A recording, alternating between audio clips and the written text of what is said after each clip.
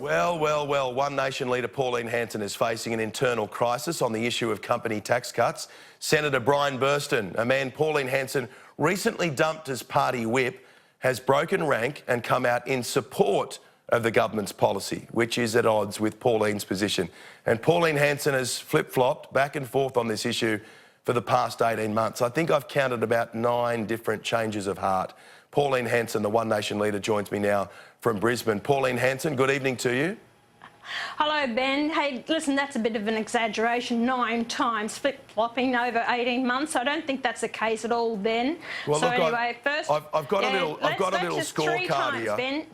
I've got a little scorecard here. I'll tell you what. I'll grab a piece of paper. I took some notes and I worked out. I've done my research. I'll grab that and I'll read it to you in just a moment.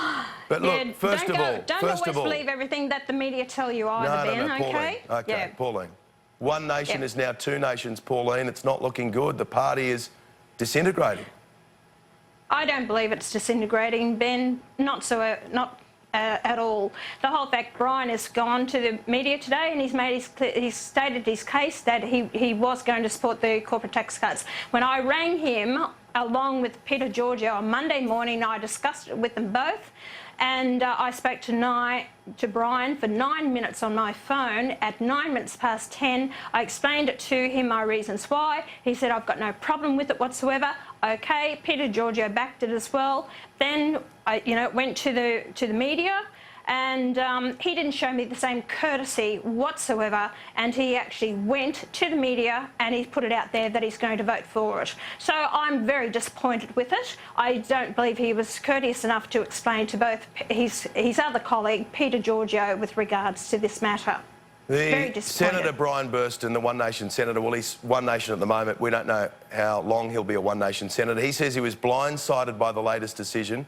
And he said, once I make a handshake with somebody, that is it. I stick to my word. What do you say in response? Yes, OK. Well, when we actually did the agreement, which was last March, we've had the budget that was handed down. On reflection of the budget, there is nothing in it to actually address the multinationals not paying their taxes in this country.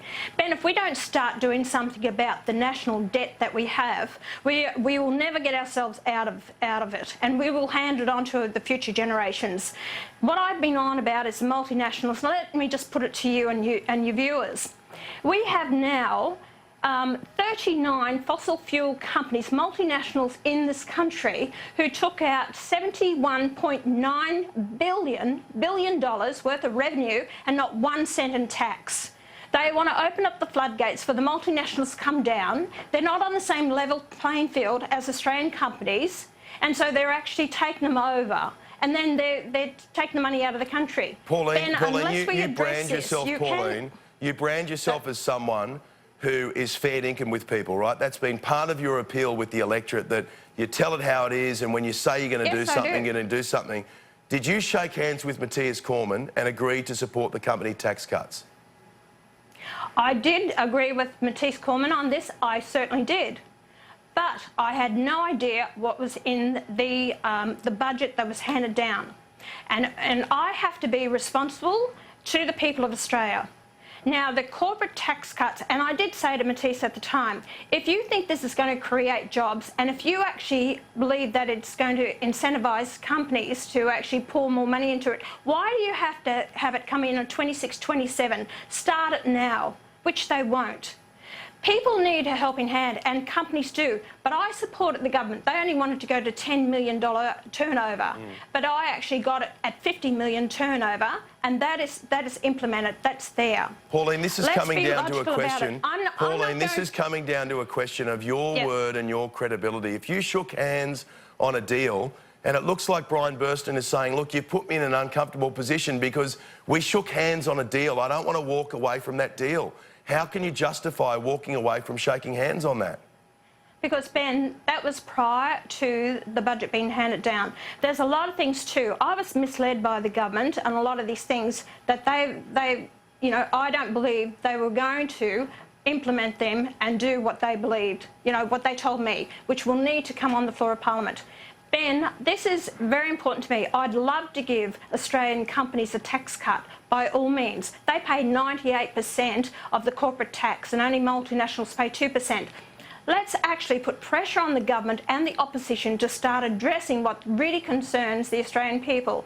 And the main thing we have to do is get the debt down. Yes, they need relief, but not 6-8 years down the track. They need relief now. And what's more important is they have to reduce the energy costs in gas and electricity. They're doing nothing about it, Ben.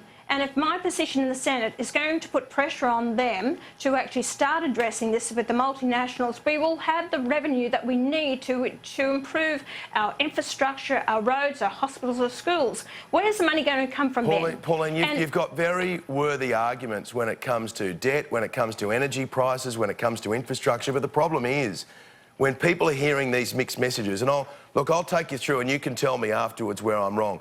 Early 2017, you blocked them in the Senate. Then you changed your mind and agreed to support the first wave of cuts. Hold on, Late Ben. 2017, you then stood in the way of more cuts. Let me finish this and then you respond. February 2018, you weren't sure. You posted on Facebook saying, do you support company tax cuts? March 2018, you were against them. A few days later, you declared your official support. Last Tuesday, you backflip and say you're not going to support them at all. Last Thursday, you leave the door open as long as the government proves they can fix the debt. At the weekend, you were adamantly against them again.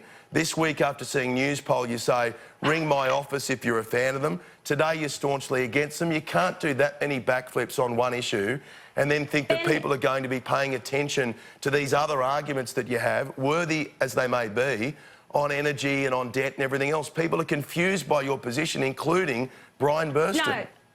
No, Ben, you are wrong what you said there. Because I say to people, because they come up to see, oh, well, Hinch is saying I put on the spot in front of the media and saying, well, Hinch is saying 500, will you go to that? What am I supposed to do? I expect to talk to my colleagues. Am I going to say straight away, no?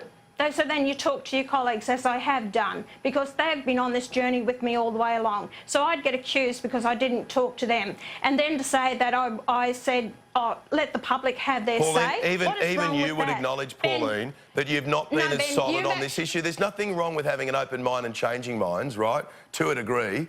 But even you would acknowledge that you have wavered on this issue. Maybe it's an acknowledgement how difficult this one is to assess. You've wavered on this more than most issues you deal with, correct?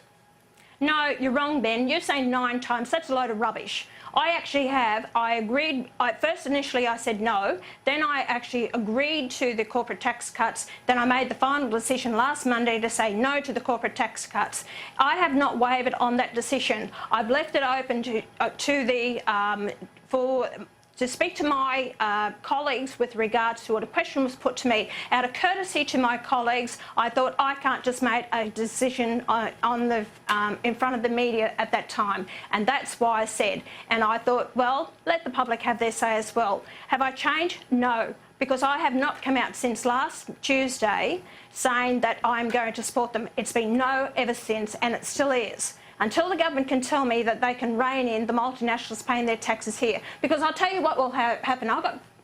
My view is, if we do not start paying down the debt, the next thing the government is going to say, we are going to increase the GST in this country. Well, I tell you what, the people of this country can't afford an increase in the GST. They are had it up to here with taxes being paid. Let's leave a GST increase for a discussion for another day, and I'm sure we'll have plenty of time for that. Brian Burston, what's going to happen here with Brian Burston? Because either he's going to leave or you're going to punt him first. I mean, surely the sign was on the wall a week or so ago when you demoted him. Is he going to leave or are you punting him? Which one's going to happen first? No, I'm not going to tell you what's going to happen here, all right? The ball's in his court. I want to know what he's actually doing. If he hasn't got the courtesy to pick up the phone and tell me what's going on, as leader of this party, well, that's an issue that he has to come forward and start talking to both of us of where he stands on this. He says he keeps finding out One Nation policy when he reads the Australian newspaper.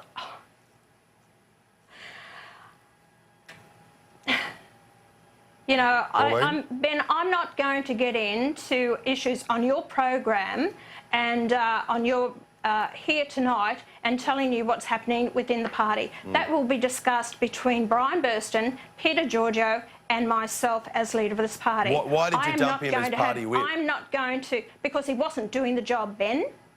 Because he wasn't doing the job.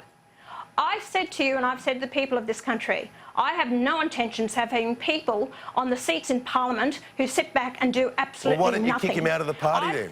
I have fought for 20 years to actually have an input and have a voice in this country. And I've been instrumental in the family law court issue with the Banking Royal Commission and a lot of other things I've been getting for the Australian people.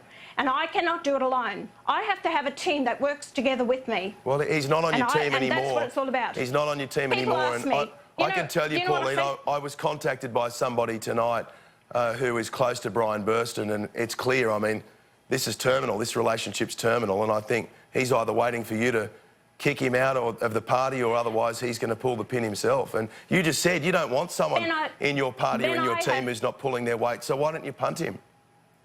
Ben, he's got a position in the Parliament, on the floor of Parliament. He is not happy because he has not been endorsed for the top of the ticket.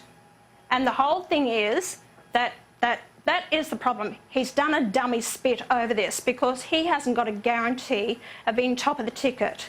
Now, the whole fact is there is a process. He has not even put in his paperwork like everyone else has to, like all political parties. And if he thinks he's going to take it for granted, he's not. No one will win a seat on the floor of Parliament in my name. I fought for years to get back here, to be there for a position to help the people of this country, for what's right. It is not a seat to just sit back and do absolutely nothing. The people of New South Wales don't even know who the hell Brian Burston is. So this is very important to me, and I will keep fighting, and I'm going to keep doing my job, and it's working for the people. They know who Brian Burston is now. Well, I tell you what, and Brian Burston, I've heard tonight, has actually reached out to the Sporting Shooters Party to actually join their party, to have a meeting with them. You know what they've told him? We don't want you because we don't trust you. And you can go and get that directly from them. So he's tried to defect. He has, to join the Sporting Shooters Party.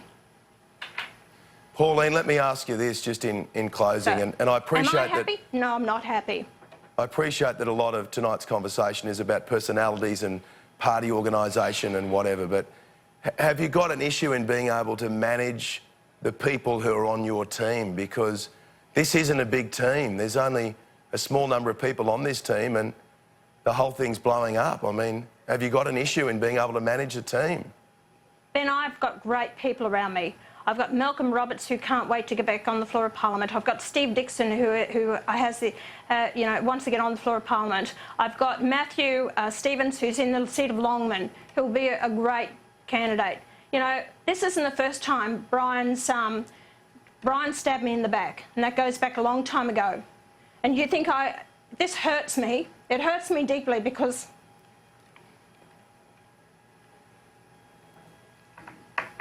it means so much to me what I'm trying to do. And for him to turn around and do this to me, Ben, it's hard. But I'm going to keep going, and I'm going to get good people in that Parliament beside me because it means so much to me to help the people that need help, that feel like no one's listening to them. They're sick of politicians because they don't do anything. And I've been able to achieve so much in such a short period of time, and I'm not finished. And you think I'm going to let Brian Burston or anyone else to finish me? They will not just sit on the seats and do absolutely nothing and think that they can have a cosy ride and collect the taxpayers' funds and not work for it. I work myself to bone because I believe in what I'm doing. And I know that Malcolm Roberts has the same feelings I do, and so does Steve Dixon, and I know Matthew Stevens does, and I know that the guys in Western Australia are exactly the same. So I'm sorry to the Australian people that this has happened again.